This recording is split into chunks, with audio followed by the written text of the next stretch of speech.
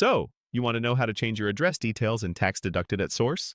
Or TDS records through online or offline ways I got you to update your address in records used for tax deduction purposes. Online, you would typically log into the designated tax portal or related government service website using your credentials. Navigate to your profile or personal information section where you should find an option to modify your contact or address details. Enter your new address carefully and submit it. Some systems may require an online verification step.